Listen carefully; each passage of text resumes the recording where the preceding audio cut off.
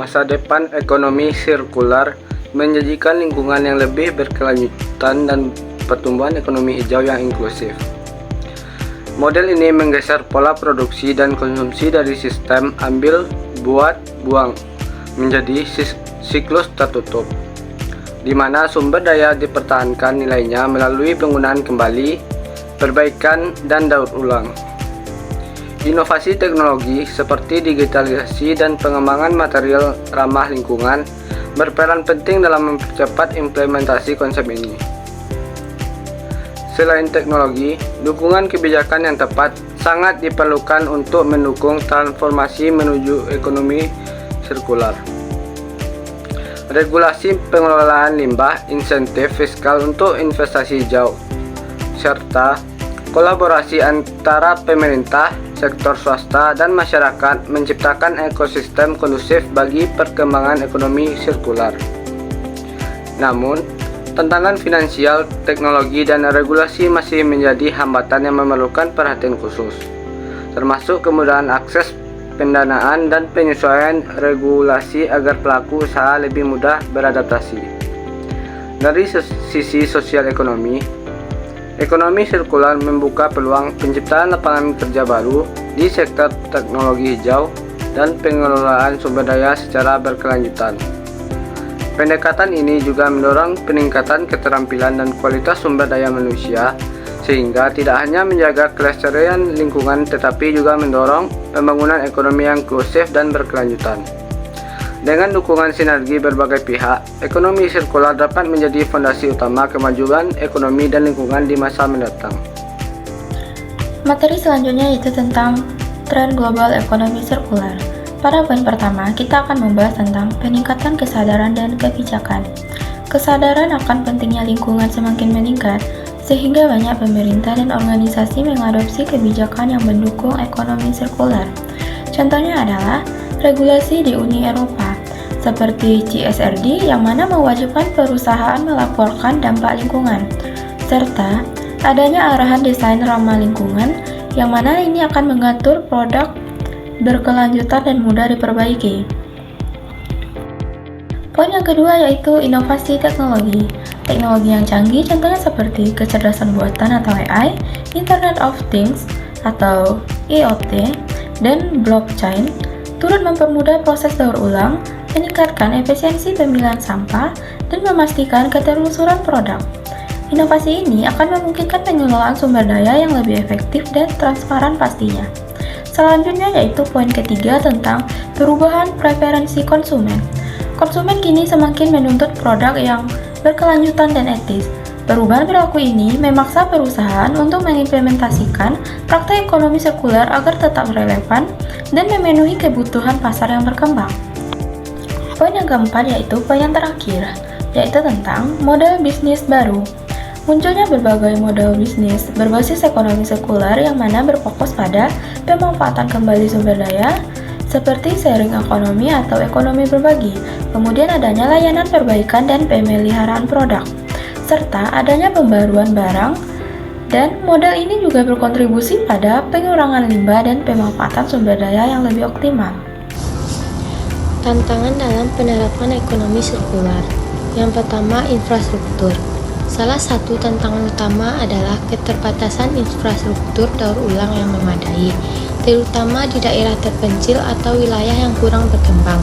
Keterbatasan fasilitas pengumpulan, pengolahan, dan pemrosesan limbah menyebabkan banyak bahan yang sebenarnya bisa didaur ulang justru berakhir sebagai limbah. Hal ini membutuhkan investasi besar dan perencanaan yang matang agar sistem ekonomi sirkular dapat berfungsi secara optimal di semua daerah. Yang kedua yaitu biaya awal. Investasi awal untuk membangun teknologi canggih dan infrastruktur sirkular seringkali menjadi beban yang berat, terutama bagi usaha mikro, kecil, dan menengah yang memiliki sumber daya terbatas.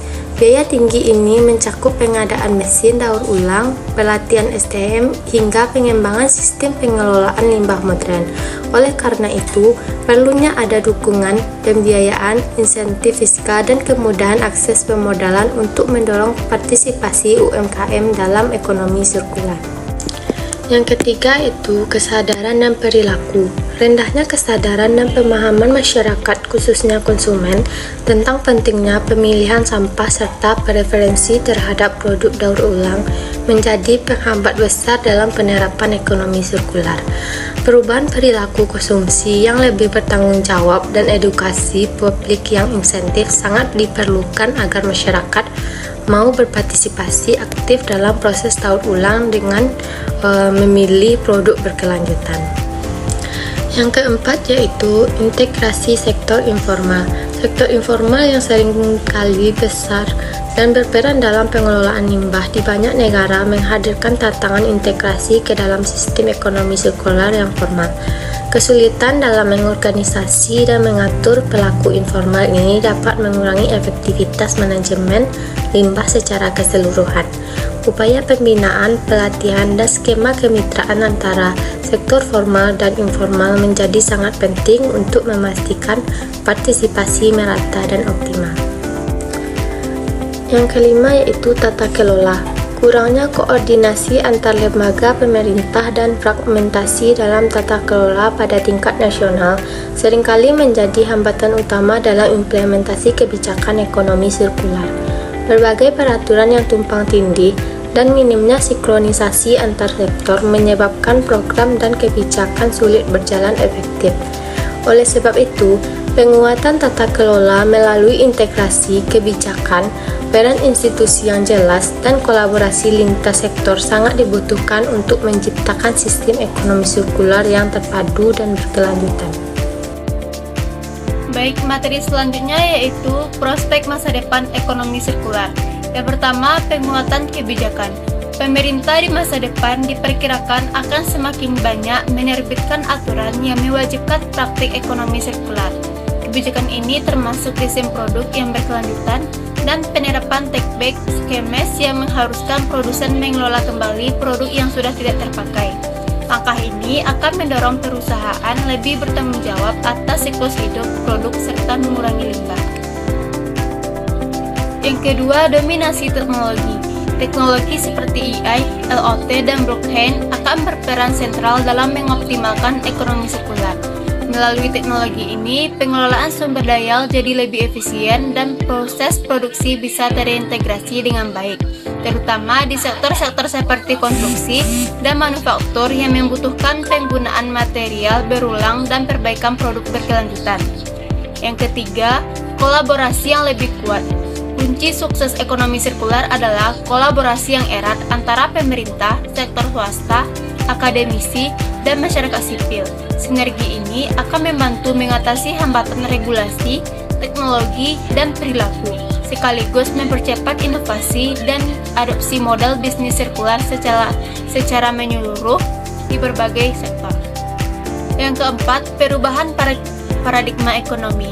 Ekonomi sirkular diprediksi menjadi standar baru dalam mengukur kemajuan ekonomi, dengan fokus utama pada keberlanjutan lingkungan dan kesejahteraan sosial.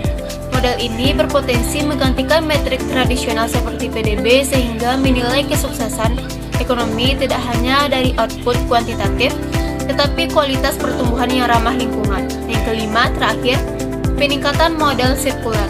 Model bisnis yang menekan perpanjangan umur produk seperti perbaikan, pembaruan, dan produksi ulang akan semakin populer. Pendekatan ini tidak hanya membantu mengurangi limbah, tetapi juga membuka peluang ekonomi baru dan memperkuat ekosistem ekonomi sirkular yang inklusif dan berkelanjutan.